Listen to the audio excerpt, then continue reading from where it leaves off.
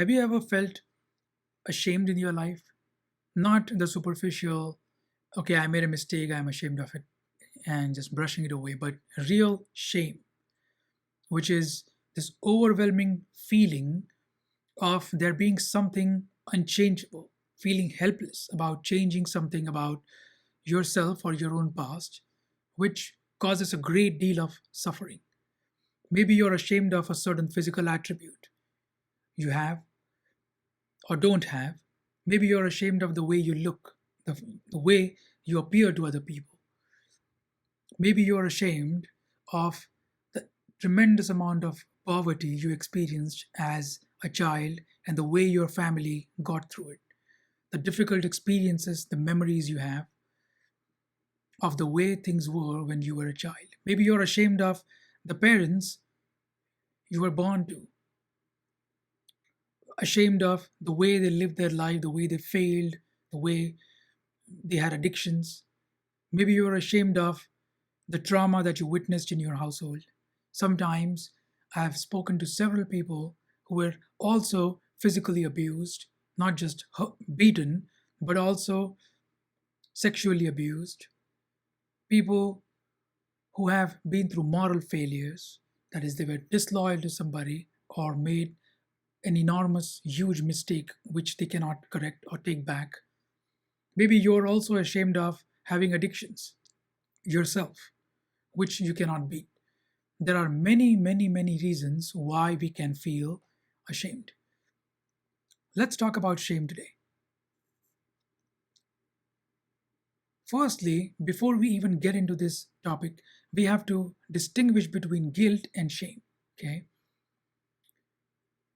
They are sort of overlapping, but guilt is mainly through your actions, things that you did which you are not very proud of, things which you did which you want to take back. Shame is usually about things that just are, that just happened in your life. Sometimes they overlap, but mostly shame is about the things which are unchangeable and which have been a result of an enormous amount of trauma. Shame can almost never be separated from trauma. Shame and trauma overlap each other. I have never spoken to someone who is ashamed of something which they were also not traumatized by. Shame already says that it is in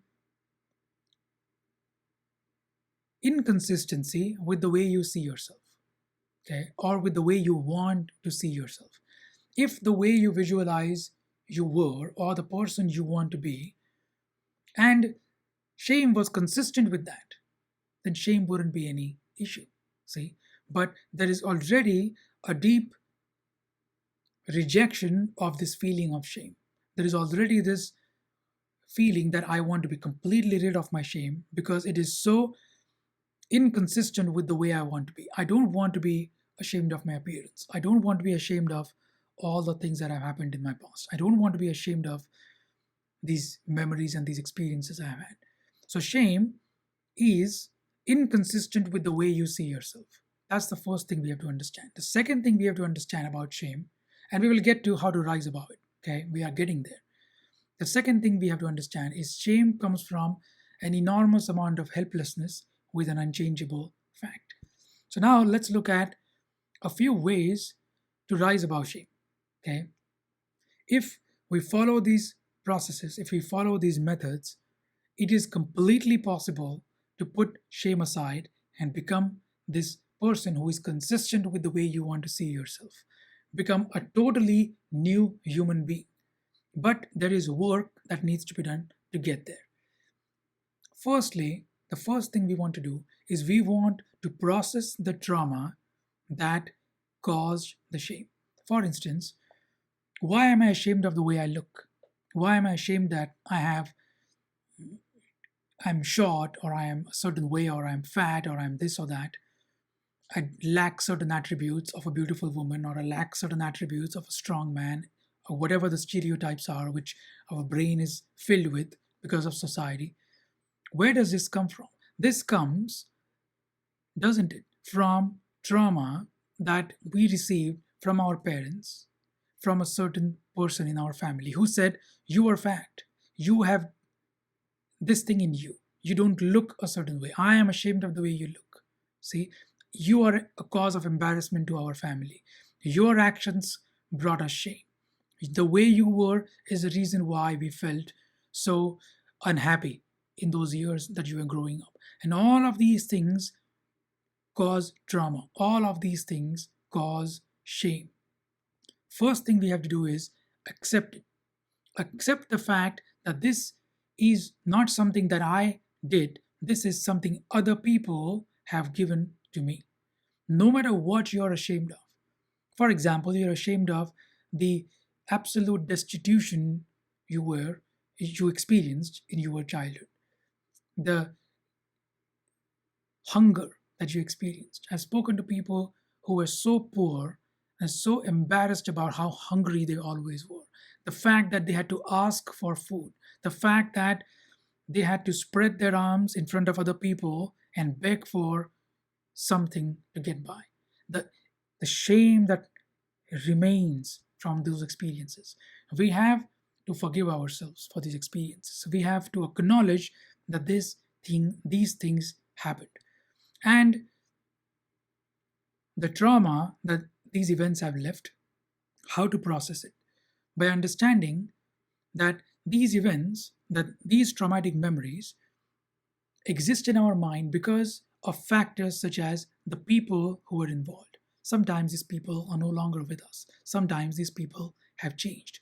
So the trauma is a factor of who a certain person was back then. If they physically, sexually abused me, who that person was back then. Okay, not who they are today, who they were back then. The mental frame, the age, the approach I had during those times. That is who I was during that time. Who this person was, who I was. What the situation and the time was in my life. Okay. So that who that person was, who I was, what the location was, what the situation was. All these factors define the memory, define the traumatic experience. And the reason why we have to look at it this way is because none of the factors that make up that memory are true today. None of the factors which hold that shame in place are sometimes in place today. Maybe one of those factors is maybe that person is still alive, maybe that person still speaks to you rudely, but you will see the other factors, that is who you were, what life experiences you had, what conditioning you had, what conditioning they had at that point, all of which has changed. The city you were in, the house you were in, the home you were in, the financial, psychological state you were in at that point, all of that has changed. So this reduces the impact, the power of those traumatic experiences, that they are no longer here. And so it is possible for me to let go of them. It is possible for me to put them aside.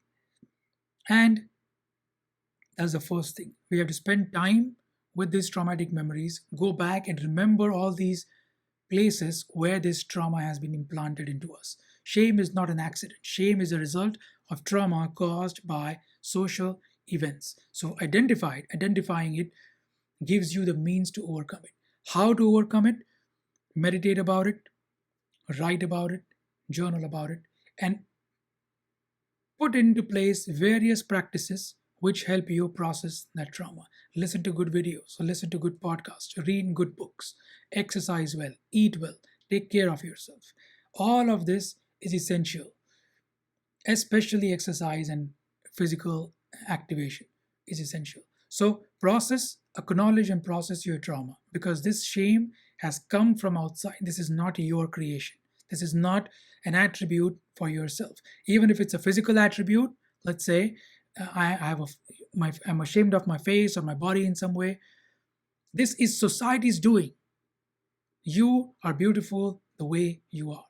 You are amazing the way you are. But when somebody constantly tells you otherwise, you begin to believe them, don't you? And so you have to reject all of this. This is implanted trauma in your mind. And you have to learn to see that it is possible to let go of it, and you have to choose, consciously decide to let go of it. So, first step is process your trauma. Second step, you have to learn to start to define yourself not through this trauma, but through your accomplishments, through the things which are positive in your life. So I choose to define myself not through my physical attributes, but through my education, let's say, through my accomplishments in business, through other things which I have accomplished in my life. Maybe I've exercised and my body looks great today. So I choose to define myself through these positive attributes. Wherever your accomplishments are, make a list of those accomplishments. Take a notebook and write 20 things that you are extremely or even slightly proud of in your life. Make a list of 20 things. If you are easily able to make a list of 20 things, expand that list and make it into 30 things or 40 things. Read it every single day because you want to start defining yourself not through the negatives that have happened in your life, the perceived negatives. Okay. And we will look at the next point, we will look at why it is a perceived negative and not a true negative. The perceived, you have to define yourself not from the perceived negatives, but from the known positives, not from the perceived negatives, the known, chosen, decided positives. Think of the smallest accomplishments. You helped somebody in their time of need. You accomplished something which was difficult to do. You cleared an exam which was very difficult to clear. You got a job which was difficult to get. You made a certain amount of money which was difficult to do. You have degrees or education which was difficult to get. Okay? You took care of someone in your family. You took responsibility as a child of your or your siblings or your cousins, which was a positive in your life. So start noting down these positives and defining yourself only through the positives. You have to start defining yourself through the positives. This will help reduce the effect of shame in your life and you will start feeling proud of some things. Third thing is, you have to truly, really forgive yourself for carrying all this trauma, for carrying all this shame. Okay? Why forgiveness is important? Because we are not only ashamed of the things that happen, but we also become ashamed of carrying this shame for so long. Which is, I have been carrying this shame for 25 years and I'm not able to put it down. And now I'm ashamed of carrying that shame. See? So the shame just keeps creating more shame. So we have to learn how to forgive ourselves. We have to learn to let go. Okay, these things happen. And now I'm going to let go of it and begin to live a life where I accept myself in my entirety. I accept myself as a whole, not reject parts of me, not say, I'm not proud of this, I want to reject this, but I accept myself totally. I embrace myself completely. I embrace the fact that I have been ashamed for so long. See, I start to forgive myself, I start to let go of these things. Every single morning, meditate and journal, and in my journal I write, I forgive myself. I forgive myself for holding on to this shame. And this idea of forgiveness has to go deep if I have shame, because shame is self criticism. It's me judging myself, holding myself accountable for no reason. Okay, so I forgive myself. I take away all that pressure I have put myself. The fourth thing I do is I embrace and transmute my shame into my strength. I have to transmute my shame into my strength. Shame, as we said before, is a perceived weakness. When I see the fact, things that I have been ashamed of, whether it's my family situation, whether it's the traumas I have faced, whether it's the abuse I have faced as a child, whether it's my poverty, my appearance, whatever is the cause of shame, I transmute it into my strength because other people have it easy. Other people have not experienced what I've gone through, which means I have a certain fortitude, a certain mental strength, a certain resilience I have developed because I have faced such a huge amount of shame. Okay, and so this is not my weakness, this is my strength. So I now, instead of being embarrassed by it, I start defining my character from the fact that I was able to overcome my shame. Make sense? So I transmute my shame into my strength. I embrace my perceived weakness and I make it my strength, which means I ask myself, what have I learned from it? What is the positive from it? In what ways has this made me stronger? I was recently listening to the autobiography of Mike Tyson, Undisputed Truth, and there is so much shame this person has been through, and the shame powers him to become a ruthless warrior, a fighter. Whether you agree with him or not is a different issue. He is not a perfect person. He will be the first person to admit that. But if you watch, the reason why there is such a strong will and such a strong desire to perform, it comes from a debilitating amount of shame. So shame has been transmuted into some form of strength. And any strong character you look at, you will realize it is their suffering, their trauma, their pain, which has been in some way transmuted into their strength. Personally, when I grew up in a very small house.